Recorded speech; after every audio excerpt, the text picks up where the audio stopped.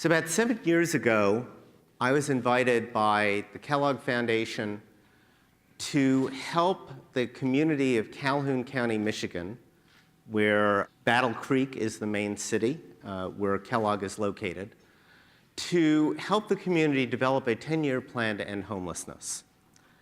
And the focusing question, basically what the community was concerned about, is why, despite our best efforts, have we been unable to end homelessness in Calhoun County? There were, at the time, about 250 to 500 people homeless in a population of 100,000. There was a homeless coalition that had been meeting for 10 years, but had not been making a lot of progress, in part because of the competition among the service providers, in part because of the lack of knowledge of best practices and disagreements about how do we actually go about doing this. There was an opportunity to receive funding from the state if they developed a viable 10-year plan. And what I and a colleague did is a systems analysis, systems thinking analysis to complement the community organizing initiatives that were already underway. And I want to highlight two terms that I'm going to come back to in this introduction.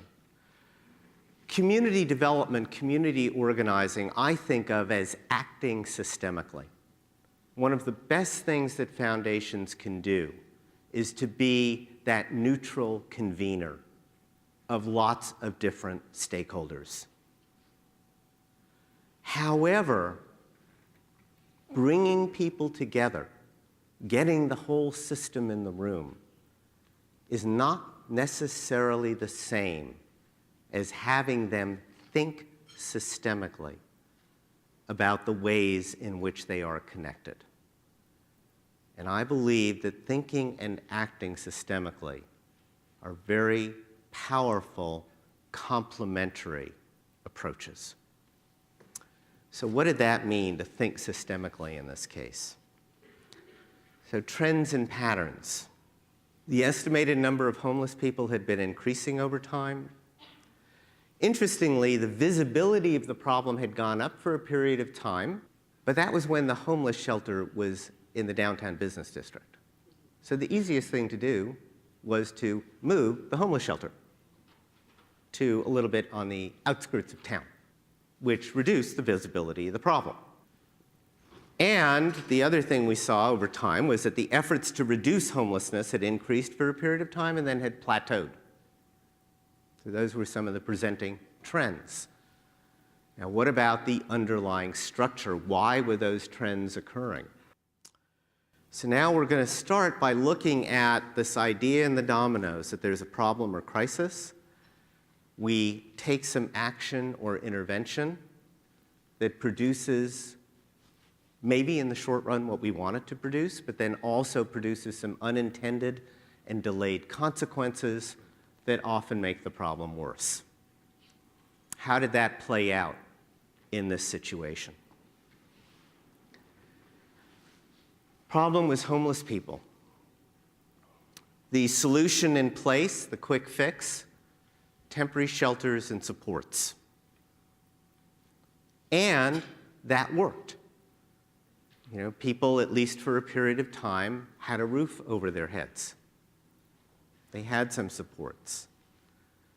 And to the extent that these shelters and these other support providers were helping homeless people, they got more funding. We can demonstrate 100% bed utilization. That's great. We'll give you more money. So another factor in this was the donors. The donors' desire for seeing short-term results, because that's satisfying. We know we're helping now. Back to that philanthropic challenge. When organizations were receiving funding to do what they were doing, they were not particularly willing, nor had the time to innovate and collaborate. And it's that innovation and collaboration that was required to implement a longer-term but more fundamental solution, which was permanent housing with critical services for those who needed it. But when that funding, that willingness, that time was not there, and the investment in the permanent housing was not there or not sufficient, it further increased the number of homeless people. It was the dominoes. And there were some underlying assumptions or mental models that kept that dynamic in place.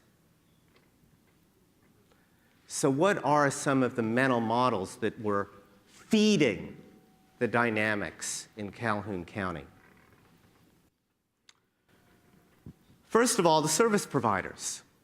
We've got homeless people. We have to help people now.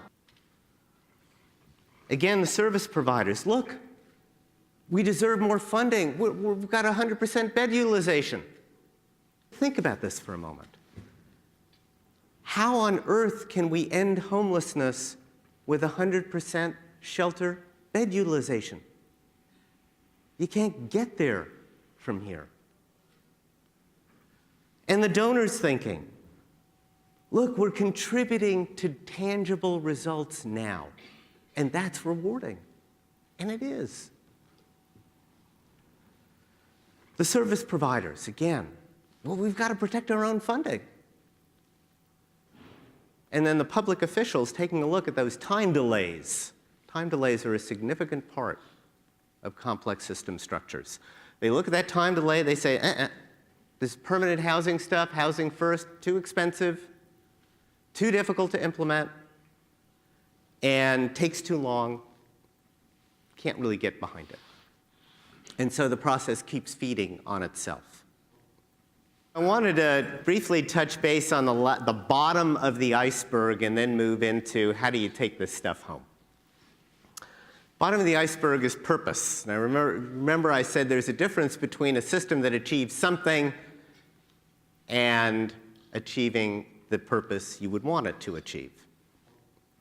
In the homelessness case, we can feel good about helping people cope with homelessness.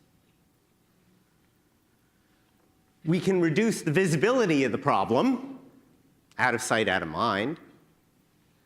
We can reduce the severity of the problem. At least they're not under the bridge. And we can get funding for it. That sounds like a pretty good set of arguments to me. Does any of that end homelessness? Nope. Perfectly good reasons, but it's not going to end homelessness. I'm going to talk for a moment about the results, actually, of this. The plan ended up being funded. The leverage points that were identified by this analysis became the basis for the plan, for the goals in the plan. A very important thing happened. There was a breakthrough in collaboration among members of the Homeless Coalition. Whereas previously they'd competed for funds, the next time that HUD funding came into the coalition, all of the members of the coalition collectively agreed to funnel the money to the one shelter that was actually providing bridging, deliberate bridging into more permanent housing. That means a lot of those other providers were willing to give up funding in service of the whole. That is a huge shift, thinking systemically, not just acting systemically. And I'll come back to that at the end. Finally, from a quantitative point of view, in the plan's first 3 years of operation, 2007 to 2009, which included the recession of 2008, homelessness decreased by 13%. Eviction rates declined by 3%, despite a 70% increase in unemployment and a 15% increase in bankruptcy filings. So quite a huge impact on a quantitative scale as well.